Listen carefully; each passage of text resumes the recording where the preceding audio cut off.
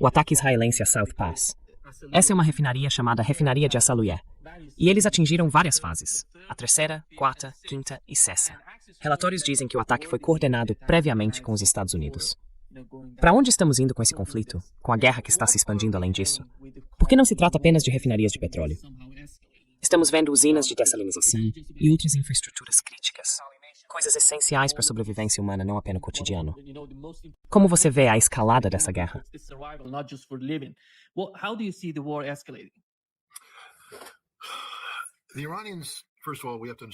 Os iranianos, antes de tudo, precisamos entender que eles têm sido muito claros sobre quais serão as consequências das ações, e até agora não blefaram.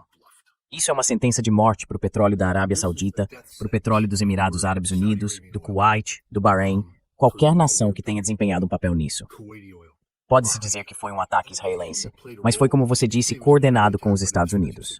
Os Estados Unidos são, no mínimo, culpados e cúmplices. Portanto, todas as nações árabes do Golfo que participaram disso vão pagar um preço extraordinário.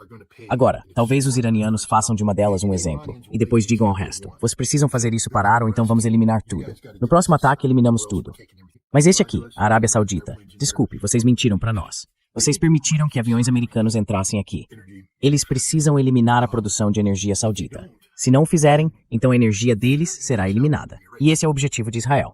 Porque veja, o que aconteceu, o motivo pelo qual essa decisão foi tomada, é que isso prova, de forma definitiva, que tanto Israel quanto os Estados Unidos agora sabem que a mudança de regime é impossível, que o governo iraniano vai sobreviver a este conflito. Então o que eles estão fazendo agora é garantir que o governo iraniano e tudo que ele governa fiquem empobrecidos. Eles estão tentando causar danos permanentes e duradouros à capacidade do Irã de produzir gás, petróleo e energia, e de obter renda com isso. E o Irã disse que não seremos a única nação a cair dessa forma. Então, acho que este é o começo de um dos maiores erros. Mas, novamente, o que vimos agora é que Israel está criando as condições para uma catástrofe global. Quando o mundo vai perceber que a maior ameaça única para todo o planeta é Israel, Israel acabou de fazer algo porque é uma nação tão patética. Fizeram algo que vai ter repercussões globais. A China será impactada por isso. A Índia será impactada por isso. Porque não é apenas a energia iraniana que está sendo atacada, é a energia regional. Está tudo interligado. Portanto, este é um desenvolvimento muito ruim, muito perigoso e muito preocupante. O Irã emitiu um alerta urgente para a Arábia Saudita e os Emirados Árabes Unidos. Vários pontos, como o complexo de Jubail, a refinaria Samref, e nos Emirados, o campo de gás Al-Hassan. E junto com o Catar. No Catar há o complexo Masai, que dizem estar afiliado a Chevron. Então 2 locais no Catar, 2 na Arábia Saudita e 1 nos Emirados Árabes Unidos. E eles disseram que vão atacar esses lugares e que qualquer pessoa que viva nas proximidades deve deixar a região. Eles deveriam. Quero dizer, isso é consequência, uma relação de causa e efeito. E, na verdade, fico feliz que o Irã vá fazer isso. Espero que eles ataquem com força. Espero que, quando terminarem, não seja apenas algo simbólico, explodir algumas coisas para tirar boas fotos das chamas. Eles precisam eliminar a capacidade de produção de energia em todas essas instalações, porque então o que precisam dizer é isso que faremos com tudo se isso acontecer de novo. Isso não é, sabe, óleo por óleo. Você não pode destruir um dos nossos campos e nós destruímos um dos seus. Nós vamos derrubar todo o maldito sistema. E eles precisam provar isso agora. Danos máximos causados a essas instalações. Eliminem-nas da face da terra. Porque essa é a única maneira de fazer as pessoas acordarem. É a única maneira. Meu combustível passou de $3,11 há 2 segundas-feiras para $3,79 hoje. E aposto que vai chegar a $3,85 antes do fim do dia. Lembro que da última vez que passei por algo assim, eu entrava e via o posto de gasolina mudar o preço ao longo do dia. Porque é assim que as coisas são. Essa é a única maneira de fazer o povo americano acordar.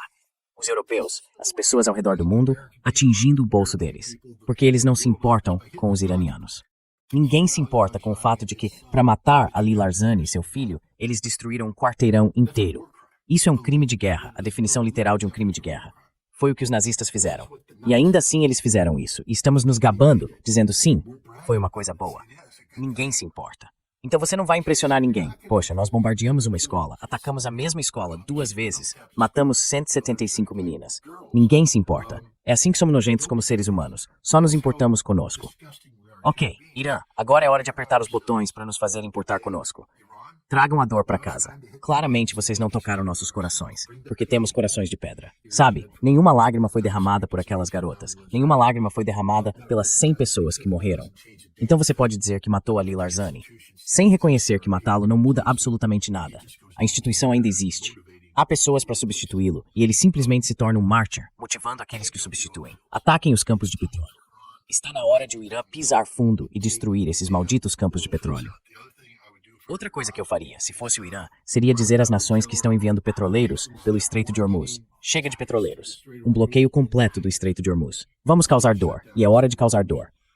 E se a Índia disser nós não fizemos nada, bem, azar o deles. Sim, Índia, você fez isso. Você não fez porcaria nenhuma. Você não fez nada para impedir isso. Você ainda mantém boas relações. Você ainda fala com Israel como se fossem seus irmãos. Eles não são. Eles são as pessoas que nos matam todos os dias da semana. E você quer que façamos negócios com você? É hora de o Irã jogar essa carta. E eles precisam dizer aos russos e aos chineses que também é hora de os russos e os chineses elevarem o nível, porque isso vai ter um impacto terrível, especialmente sobre a China. A China está olhando para o seu futuro agora. Vai haver um grande contratempo, porque mesmo que comecem a comprar energia da Rússia, eles não têm capacidade de escoamento para levar toda essa energia até lá.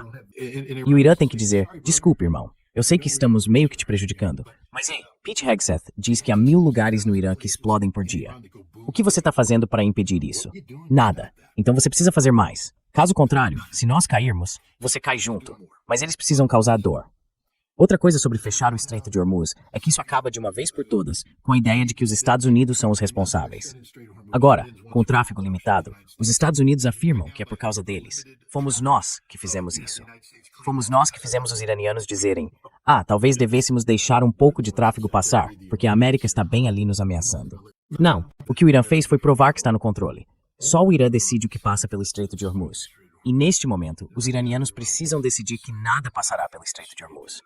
Nada. A Arábia Saudita, como você sabe, está sediando hoje uma reunião de ministros das relações exteriores em Riad. Um diplomata turco informou que eles estão reunindo Azerbaijão, Bahrein, Egito, Jordânia, Kuwait, Paquistão, Catar, Síria e Turquia, todos se encontrando na Arábia Saudita junto com os Emirados Árabes Unidos. Sabemos que o Azerbaijão é muito importante para Israel. Não sei se o Irã faria algo nessa direção, ou se todos esses países reunidos fariam algum tipo de movimento nesse sentido. Como você vê as capacidades desses países? Right? Fazer o quê? Quer dizer, sabe, o negócio é o seguinte: enquanto a Arábia Saudita cedia essa reunião, eles vão perder um campo de petróleo. Como é que se sente a Arábia Saudita? E enquanto os Emirados Árabes Unidos enviam seu representante, eles vão perder um campo de petróleo. O Catar vai perder um campo de gás natural. Sabe? Essa é a realidade. Então o que eles vão fazer se reunir e dizer o quê? Que vão ameaçar o Irã? Ei, cara, eles já estão perdendo 1000 pontos no mapa por dia, sendo bombardeados pelos Estados Unidos.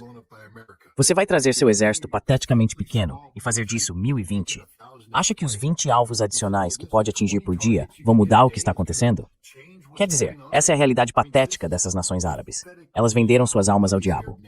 Eles venderam suas almas ao diabo. Os Estados Unidos e Israel estão dando as ordens. E agora eles vão se unir e fazer o quê?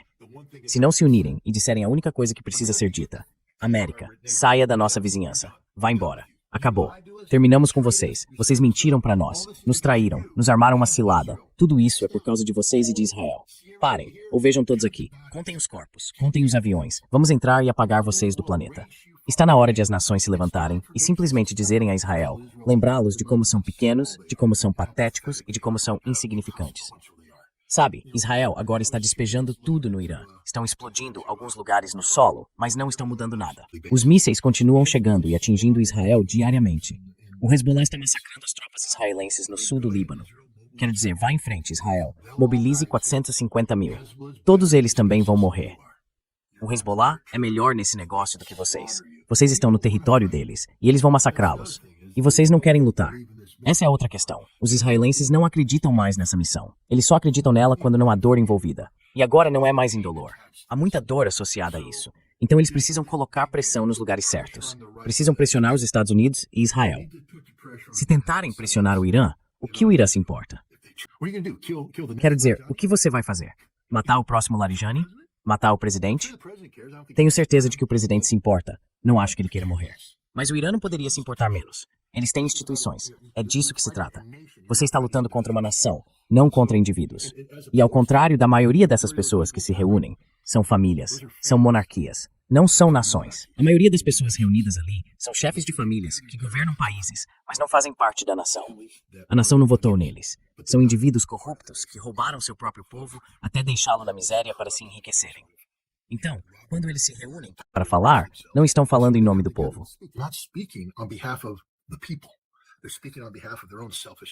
Eles falam em nome de seus próprios interesses egoístas. Há apenas algumas nações em que se pode realmente dizer que o líder fala pelo povo. Quero dizer, Erdogan, eu acho, fala pela nação turca. Mas Jolani, por quem ele fala? Quem ele vai enviar? Outro cortador de cabeças? Nenhum dos estados árabes do Golfo é democrático. Nenhum deles. Todos são autocráticos, corruptos, moral e economicamente corruptos indivíduos. O mundo estaria melhor se eles não existissem. Eles não chegaram dizendo algo como: olá, descobrimos este grande país e vamos liderar sendo intelectualmente sólidos e moralmente corretos e vamos construir coisas. Eles chegaram e começaram a cortar cabeças. E um dia um camelo saiu e urinou no deserto, e um pouco de petróleo apareceu. Eles pensaram: isso não tem um gosto muito bom. Por que não contratamos um estrangeiro inteligente?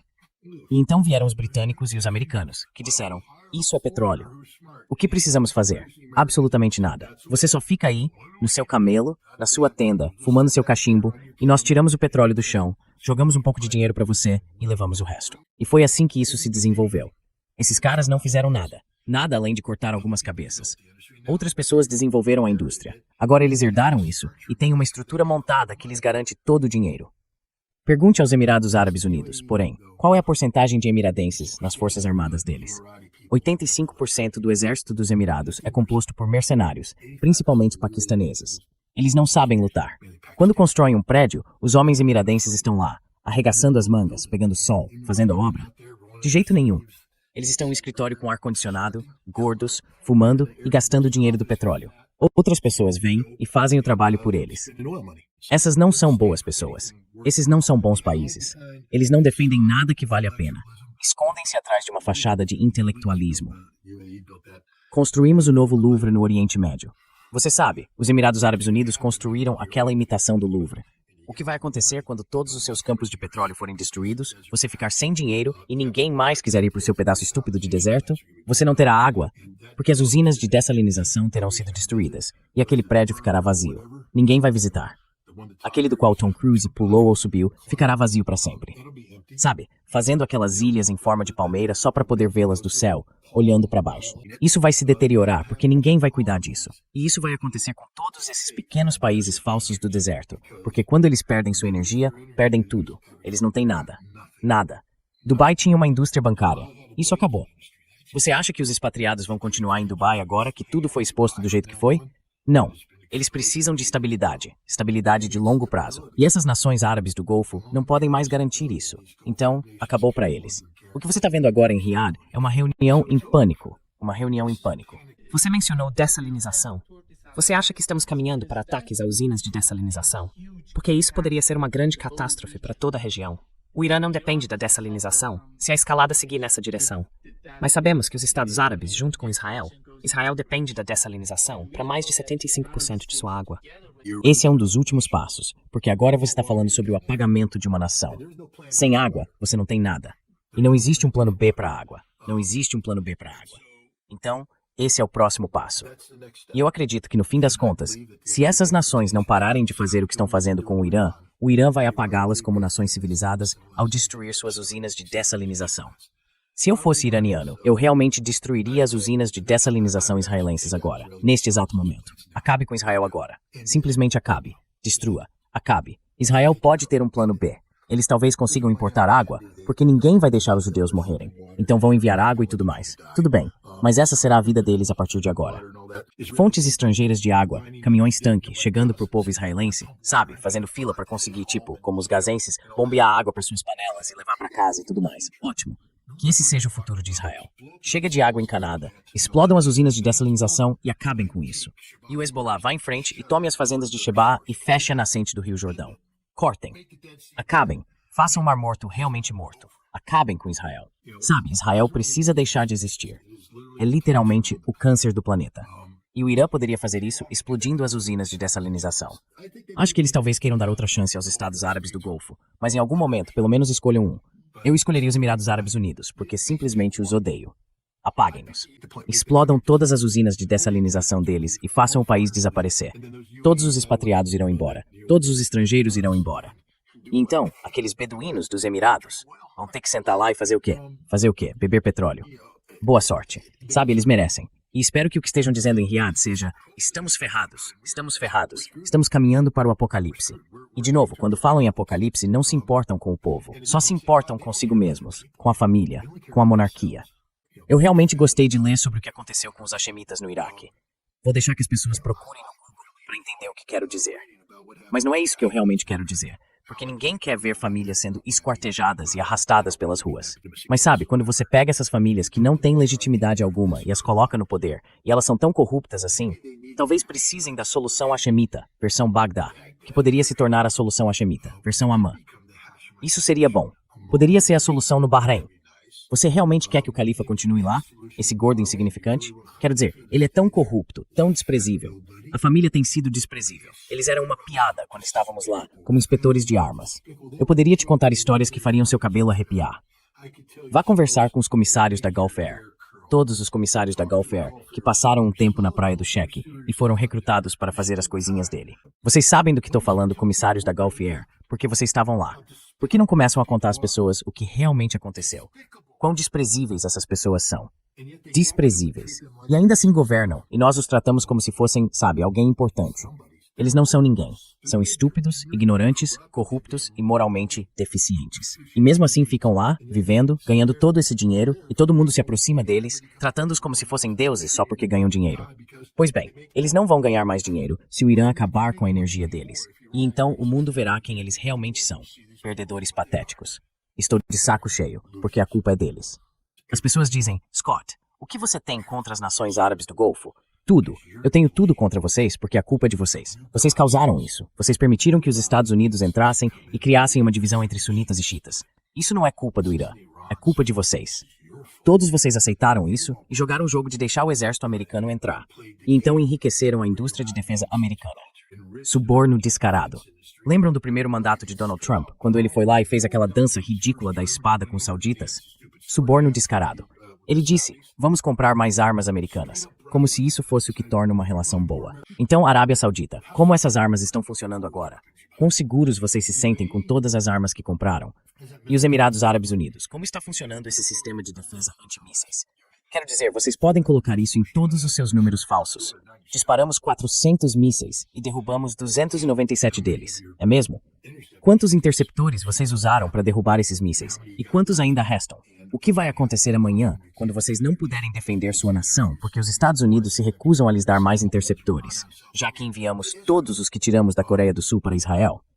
É o papel desempenhado pelas nações árabes do Golfo que tornou isso possível. São eles os responsáveis. Por isso, não derramo nenhuma lágrima por eles. Eu nunca vou chorar por Israel. Quando Israel for apagado do planeta, eu vou comemorar, porque Israel é um câncer. Mas, junto com os israelenses como entidades cancerígenas, estão todas as famílias reais da região do Golfo Árabe. Nenhuma delas chegou lá de forma legítima. Todas foram colocadas lá pelos britânicos e depois sustentadas pelos americanos. Elas vivem do dinheiro que tiram do subsolo. Não o conquistaram. É um presente que lhes foi dado. E não há muitos entre eles que gastem esse dinheiro com sabedoria. E sabe, novamente, infelizmente para as pessoas bem intencionadas por aí, vocês pagam o preço pela corrupção dos seus chefes. Todo mundo trata a MBS como se ele fosse algum tipo de bom sujeito. Você sabe que ele é um ser humano repugnante. Não há nada de bom nesse homem. Ele representa o pior da sociedade saudita. Os excessos da Arábia Saudita estão personificados nele. Não há bússola moral nele. É só perguntar à família de Khashoggi. MBS mandou esquartejá-lo. Esquartejá-lo. É isso que ele faz. E mesmo assim fomos apertar a mão dele. Nós nos arrastamos até ele. Joe Biden literalmente se arrastou até ele. Joe, você deveria ter bombardeado a Arábia Saudita. Esse é o país que valeria a pena bombardear. Não o Irã. Você deveria ter voltado nossas armas contra a Arábia Saudita e eliminado esse regime corrupto, substituindo-o por uma sociedade democraticamente eleita que representasse a verdadeira vontade do povo. Exceto que, cara, aí os xiitas poderiam votar. Enfim, já falei demais sobre esses caras. Mas quando se trata disso, nosso amigo em comum, Larry Johnson, relatou outro dia que os israelenses estão ficando sem interceptores para o sistema TAD e para o sistema Patriot. E vemos como o Hezbollah consegue atingir alvos dentro de Israel. Ao mesmo tempo, eles estão falando sobre uma invasão terrestre do Líbano e o uso de 540 mil soldados. Mas quando se trata das capacidades defensivas de Israel, isso faz parte do cálculo. Isso está na equação de Donald Trump junto com os israelenses. E como isso vai funcionar para Israel? Uma das razões pelas quais Israel se sentiu confiante em atacar o Irã neste momento é que eles se convenceram de que haviam tirado o Hezbollah do jogo. Sempre houve, por parte dos israelenses, o entendimento de que o Hezbollah era como uma pistola carregada apontada para a cabeça de Israel. E que se atacassem o Irã, bum, a pistola dispararia. Então, eles miraram na liderança de nível médio do Hezbollah, arrancaram muitas mãos, cegaram pessoas, mataram Hassan Nasrallah e trabalharam com os Estados Unidos para fazer o governo libanês conter o Hezbollah. Eles se livraram da Síria, o que tornou problemática a linha de sustentação entre o Hezbollah e o Irã. E então o Hezbollah entrou em um modo silencioso, como um modo de suspensão. Mas não se deixe enganar. Quero dizer, é como eu olhando para este computador. Estou dando uma analogia horrível, mas estou inventando enquanto falo, então talvez funcione no final. Tenho essa tela de computador. A tela não faz nada. Eu olho para ela, mexo o mouse e penso que isso é o computador. Mas não é. É só a tela. O computador está bem aqui ao lado. É ele que faz todo o processamento. E o que aconteceu aqui foi que fizemos todo mundo colocar a tela em modo de suspensão. Pronto. Aí tá. Resolvemos o problema do Hezbollah. Olhe para a tela, em branco, nada ali. Nenhum mouse se movendo, nenhum cursor, não dá para clicar em nada. Mas o computador está bem aqui. E se você sacudir o computador, a tela volta a acender. Israel acreditava que havia suprimido o Hezbollah, que o Hezbollah estava enfraquecido, que poderia usar o governo libanês e o exército libanês como uma forma de contê-lo. Quero dizer, veja o que aconteceu quando o governo libanês, o primeiro-ministro e o presidente, mandou o exército libanês desarmar o Hezbollah. Qual foi a resposta do exército libanês? De jeito nenhum, não vamos mexer com isso. Porque eles sabem a verdade. A tela pode estar apagada, mas o computador ainda funciona. E quando ele liga, liga com tudo. O Hezbollah varreria o exército libanês da face da terra. O exército libanês é incapaz de qualquer combate significativo porque não é treinado para isso. Todos eles ficam bem nos uniformes. Tenho certeza de que fazem muitas flexões, porque você sabe, quando arregaçam as mangas, tem bíceps impressionantes. E tem aquele peitoral tronco definido que afina na cintura. Os soldados libaneses ficam realmente bem de uniforme. Ficam mesmo. São caras bonitos, com aquelas boinas e o corte de cabelo. O Hezbollah mataria todos eles, porque o Hezbollah é um grupo de combatentes muito competente e eles ainda estão lá. O Hezbollah, sabe, teve que fazer algumas... Qual é a palavra que estou procurando? Cosméticas. Isso, alterações cosméticas. Sabe, recuar um pouco do sul. Mas todos os túneis ainda estão lá. Israel explodiu alguns depósitos de mísseis e tomou o controle de uma instalação de produção de mísseis na Síria e a destruiu. E uau, os israelenses são realmente bons, mas o Hezbollah não é burro. De novo, o Hezbollah é como o Irã, eles não colocam todos os ovos na mesma cesta. E eles têm recursos significativos que foram preservados. Israel se iludiu acreditando que o Hezbollah estava fora do mapa. E agora o Hezbollah está de volta. E o Irã eliminou grande parte da capacidade de Israel de se defender. Então agora o Hezbollah está explodindo Haifa. O Hezbollah está explodindo Tel Aviv. Isso é algo impressionante. E agora os israelenses vão enviar 500 mil soldados para o sul do Líbano. Quero que as pessoas pensem sobre isso por um momento, porque talvez você não esteja familiarizado com o meio militar. Uma das coisas que sempre fazíamos nas Forças Armadas, antes de qualquer ação, treinamento, guerra, era o que chamamos de preparação de inteligência do campo de batalha, ou IPB. E uma das coisas que fazemos é observar o terreno e ver o que ele nos diz. Porque o terreno vai indicar algumas coisas, onde você pode ir e onde não pode. Então fazemos sobreposições de áreas de acesso e de restrição. E de repente vocês se restringem a corredores muito limitados. Agora, também é preciso observar quais características do terreno podem dominar esses corredores, porque à medida que os corredores avançam, quem controla este terreno aqui pode interromper o corredor, não apenas bloqueando-o aqui, mas também mais acima. Assim, a batalha começa a se definir.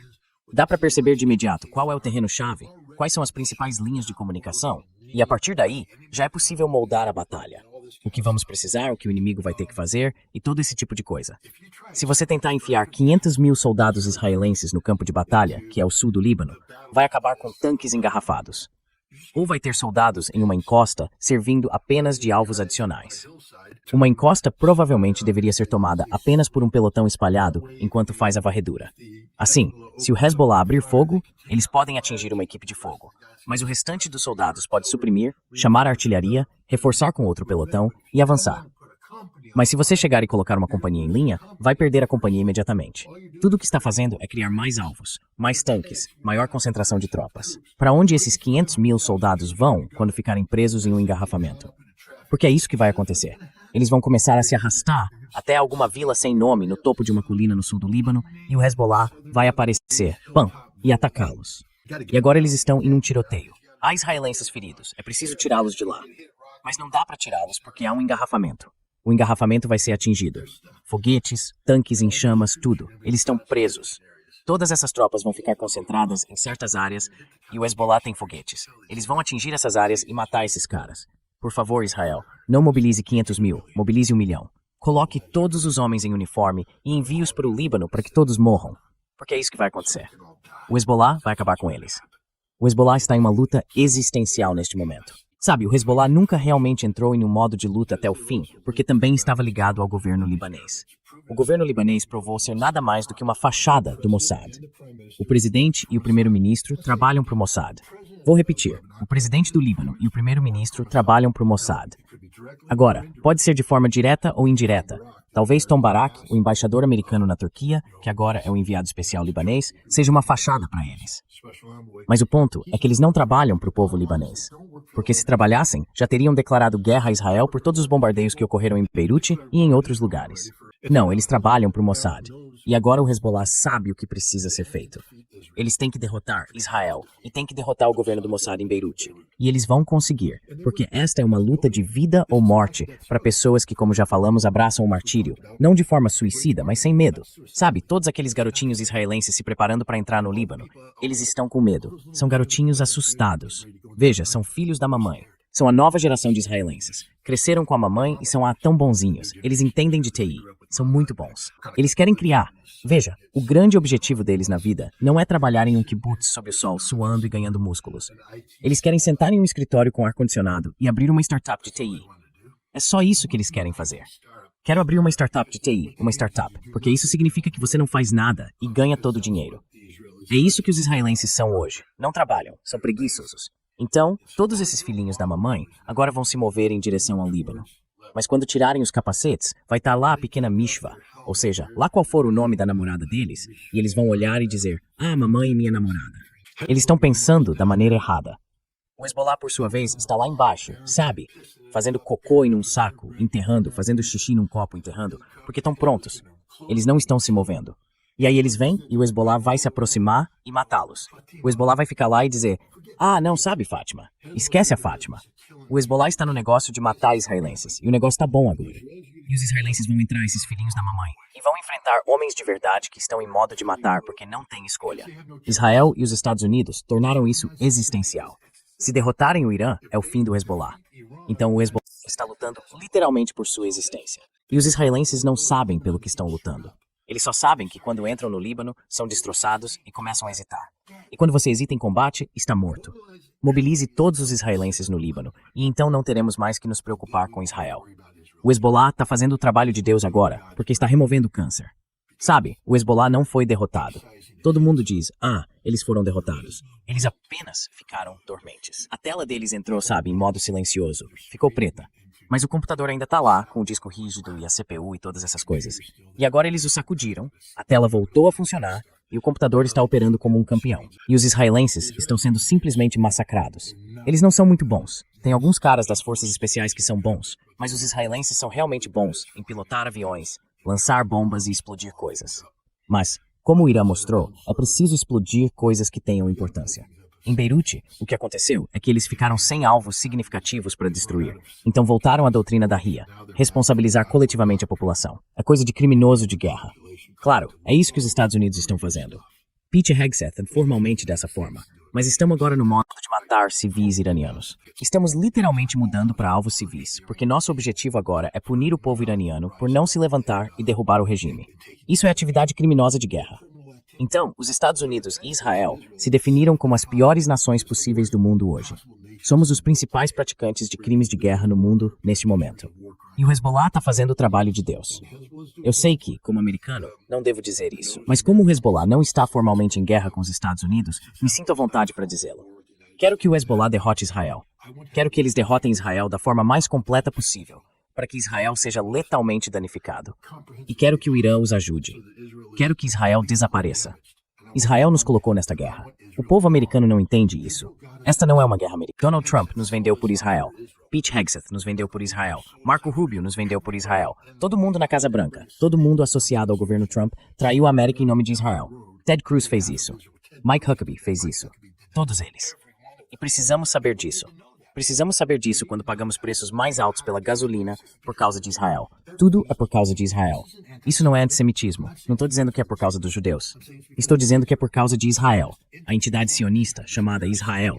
Essa entidade parasita que se anexou aos Estados Unidos e está sugando o sangue vital dos Estados Unidos e do mundo. Israel. Israel precisa ser apagado, e espero que o Irã tenha borracha para fazer isso. Eu sei que o Hezbollah tem. Joe Kent, ninguém questiona sua coragem. Ele serviu em alguns dos piores lugares do mundo, sob as piores condições, e prevaleceu. Você sabe, Joe Kent faz parte de um grande grupo de veteranos das guerras do Iraque e do Afeganistão, mas especialmente da guerra no Afeganistão, que fez uso máximo de pessoal de operações especiais, forças especiais. Nós realmente ampliamos bastante seus quadros. São pessoas muito inteligentes, muito bem preparadas fisicamente e com consciência moral. Mas a consciência moral deles é definida por um ethos de guerreiro, não tanto pelo que deveria ser, os princípios constitucionais. Eu ouço esses veteranos das forças especiais por aí fazendo discurso em defesa da Constituição. Mas quando chega a hora da verdade, conforme você aprofunda o que eles estão realmente dizendo, o que buscam é eficiência militar. Odeio dizer isso às pessoas, mas a Constituição não é eficiente. A forma americana de governo constitucional não é eficiente. É feia, ineficiente, o que for, mas é nossa. Ela tem freios e contrapesos. No momento em que você fala em freios e contrapesos, você já está pressupondo ineficiência, porque está freando e equilibrando. O exército não se trata de freios e contrapesos. O exército se trata de cumprir a missão. E Joe Kent é um desses caras que cumprem a missão. Dão a ele uma missão e ele a cumpre. E ele está cercado por pessoas com uma mentalidade semelhante. Mas eles se enganaram acreditando que isso é constitucional, porque fizeram um juramento de defender e proteger a Constituição. Eles acham que, ao cumprir a missão, estão honrando esse juramento. O que eles não entendem é que, às vezes, a missão opera em oposição às normas e valores constitucionais. Joe Kent. E eu percebi isso quando ele estava concorrendo, porque eu tinha esperança em Joe Kent. Mas então eu lia declarações que ele fazia sobre o Oriente Médio. E sabe, ele é alguém que, como a maioria das pessoas que lutaram nessas guerras, admite que estávamos fazendo a coisa errada. A gente não devia ter estado lá, sabe? Especialmente no Iraque. A gente não devia ter estado lá. No Afeganistão fizemos tudo do jeito errado, todas aquelas coisas. Mas aí, sabe, você pensa, tá bom. Mas então colocam o Irã no meio, porque não sabem nada sobre o Irã. O Irã é mau, é um regime islâmico maligno, a pior organização terrorista do mundo. E você fica tipo, espera aí, de onde você tirou isso? Sabe? E o Joe Kent fazia parte desse grupo. E outra coisa é que, ao se definir como americano, agora, infelizmente, você acaba se tornando faccional. Porque, de novo, essas pessoas deixaram de ser americanas e passaram a ser republicanas. Eles começaram a se opor ao Partido Democrata porque muitas pessoas dentro do Partido Democrata eram contra o que eles estavam fazendo no Afeganistão ou no Iraque. Eles passaram a apoiar o Partido Republicano por causa dessa crença equivocada de que os republicanos realmente se importavam com eles. Mas Joe Kent sabe disso. Joe, você tem... Eu presumo, porque Joe Kent é um cara íntegro. Ele perdeu a esposa, Shannon. Ela foi uma heroína. Na Síria, ela foi morta por uma bomba do ISIS. Mas se você olhar pro peito dela, quero dizer, as medalhas no peito dela, ela era uma mulher que tinha estado lá, feito aquilo, e tinha camiseta para provar. Ela não era apenas uma turista de guerra. E ela morreu, tragicamente.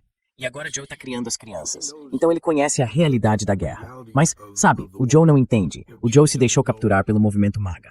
O movimento MAGA não é um movimento americano. O movimento MAGA é uma facção. Pessoal, por favor, leiam o Federalista número 10. Desculpem, eu sou apenas um desses caras meio constitucionalistas. James Madison escreveu o Federalista número 10 para nos alertar sobre o perigo do faccionalismo e da criação de facções. E o MAGA é uma facção. Não é um movimento americano. É uma facção. O movimento americano de verdade acredita que todos devem existir. Ele entende o sistema de freios e contrapesos, a necessidade de equilíbrio. As facções querem que tudo aconteça do seu jeito.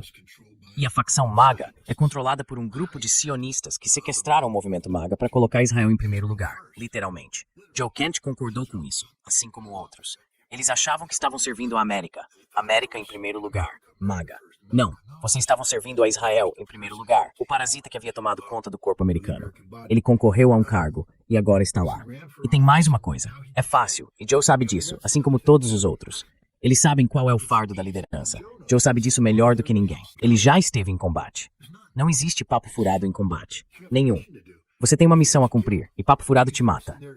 Quando começa a ficar ali falando besteira, você se distrai, e quando percebe, uma bala entra na sua carcaça craniana e seu cérebro vai parar na parede. O Joe sabe disso, porque já viu as consequências disso.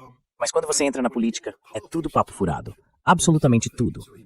Então ele comprou um monte de bobagem, e agora ele assume o cargo, e está no centro de contra-terrorismo. Ele viu a verdade porque está tentando lidar com essas ameaças terroristas que estão surgindo. E ele percebe que não estamos atingindo os alvos certos. Não estamos focados no verdadeiro problema.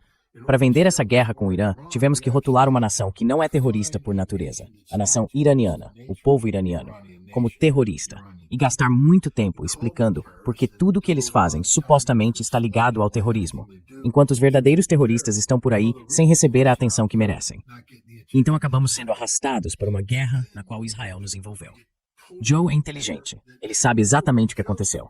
Ele sabe que Netanyahu disse a Trump para iniciá-la, e Trump concordou. Kent sabe que o Estado-Maior Conjunto disse que era uma má ideia. Kent sabe que Tulsi Gabbard divulgou um relatório de inteligência dizendo que o regime não cairia, que nada do que eles queriam alcançar seria alcançado.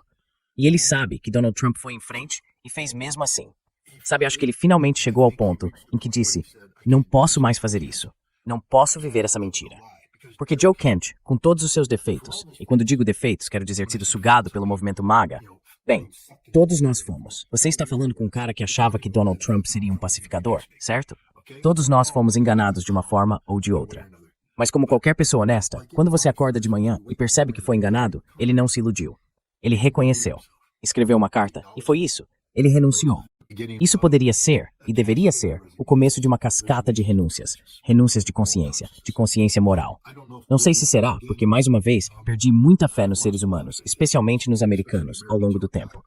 Gostaria de acreditar que quando a maioria dos americanos tem acesso ao conhecimento e à informação, eles farão a coisa certa. Infelizmente, já não acredito mais nisso. Acho que os americanos se tornaram viciados em conforto e, portanto, farão o que for necessário para manter esse conforto, mesmo que seja o errado. Mas isso poderia levar a mais renúncias. Quero dizer, Tulsi Gabbard precisa renunciar e começar a dizer a verdade sobre o que aconteceu. Ela escreveu uma postagem horrível, em que basicamente disse que defendeu o presidente, tentando de certa forma dizer a verdade, mas sem realmente dizer a verdade.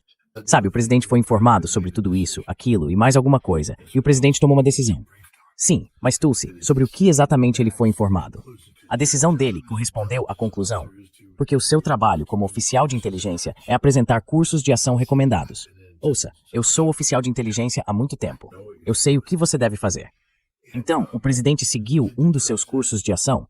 Ele ouviu o que você disse, ou simplesmente fez o que bem entendeu e repetiu o que já havia dito antes? Eu não acredito em você. Eu não confio em você. Bem, nesse ponto, você tem que se demitir.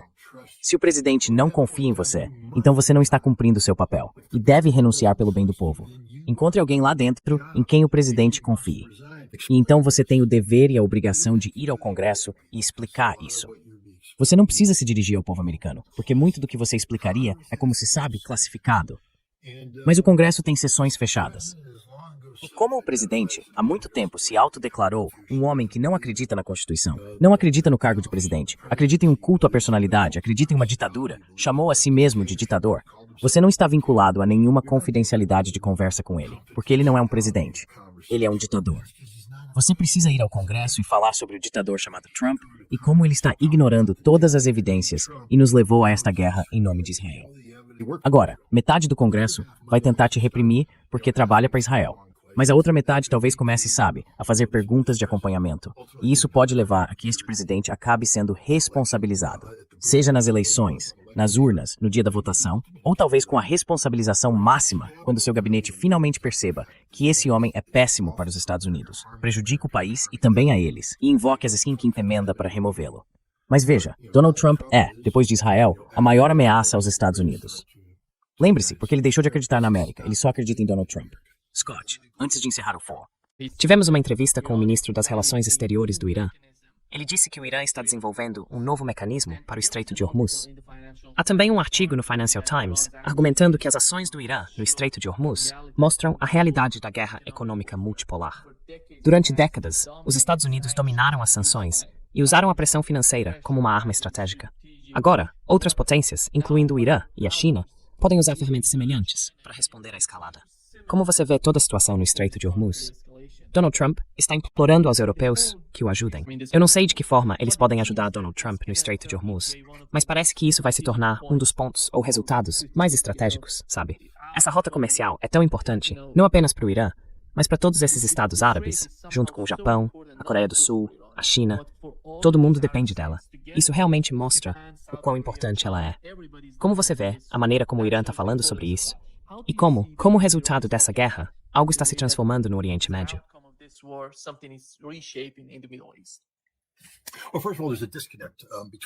Bem, antes de tudo, há uma desconexão entre o que o Irã está dizendo, que é baseado na realidade, e o que outras nações estão dizendo.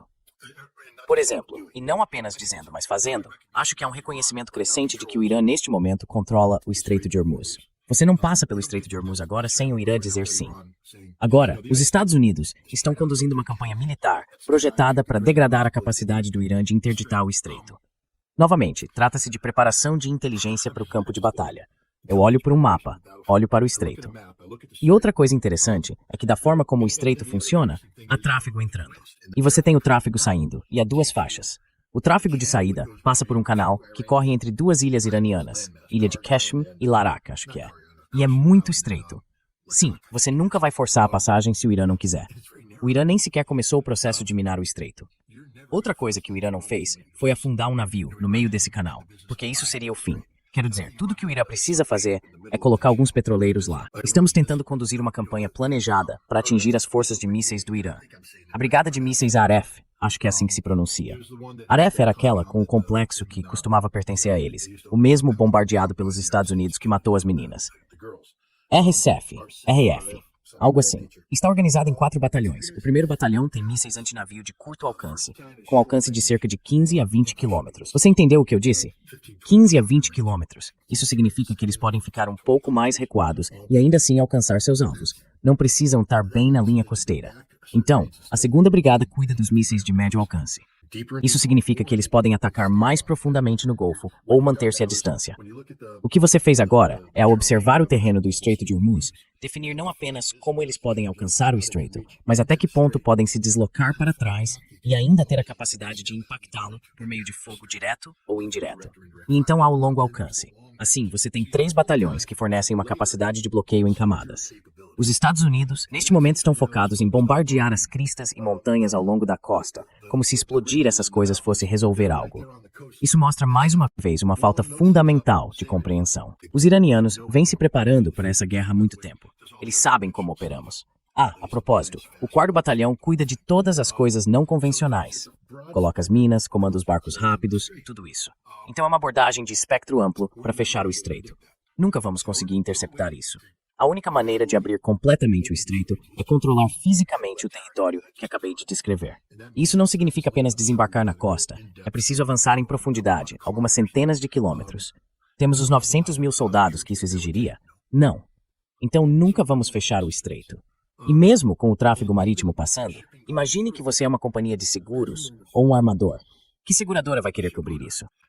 Nenhuma companhia de seguros vai simplesmente sentar e dizer, sim, vamos te dar a mesma taxa. Não, as taxas de seguro vão aumentar. O custo do transporte vai aumentar. E algumas pessoas simplesmente vão abandonar essa rota e dizer, não vamos fazer isso. Simplesmente não vai acontecer. A Europa, neste momento, está dizendo, vamos conversar com o Irã para tentar fazer nossos petroleiros passarem. Mas os iranianos basicamente estão dizendo, vocês não estão fazendo isso da maneira certa.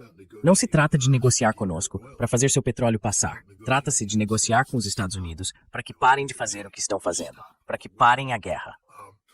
O Irã não vai fazer nenhum favor à Europa. A Europa precisa se salvar, e faz isso se identificando como alguém simpático à situação iraniana, à causa iraniana. As nações que demonstraram simpatia são as que estão recebendo tratamento favorável.